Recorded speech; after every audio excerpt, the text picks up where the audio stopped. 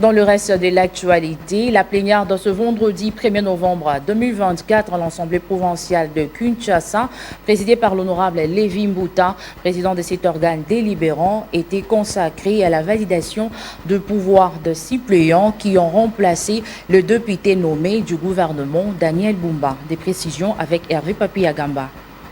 En continuité de la plénière du 24 octobre dernier, l'Assemblée provinciale de Kinshasa a validé le pouvoir de 6 suppléants qui vont siéger en remplacement des députés nommés ministres dans le gouvernement du gouverneur de la ville Daniel Bumba et aussi celui qui a remplacé le sénateur Gérard Moulumba, DJ Coco.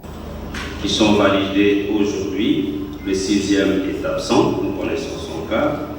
Par voie de conséquences, je le proclame député provinciaux de la ville-province de Kinshasa au Sénat sous conservation.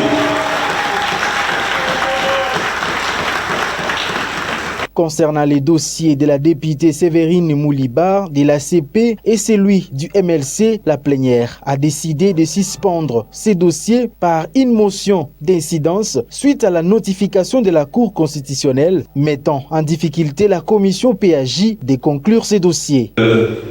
Dès lors que la commission PAJ se retrouve en difficulté par rapport au point de validation et ou invalidation.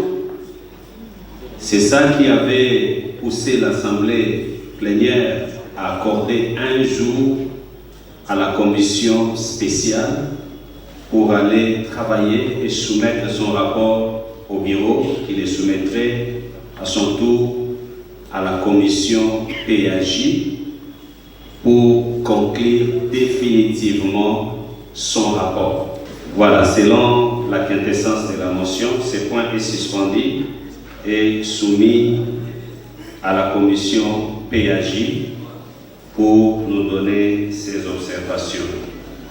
Chers collègues, je pense que nous avons agi en toute responsabilité, nous qui sommes la première institution de la ville-province de Kinshasa. Après l'épuisement de la seule matière à l'ordre du jour, l'honorable Lévi Mbouta, président de cet organe délibérant de la ville de Kinshasa, a levé la séance.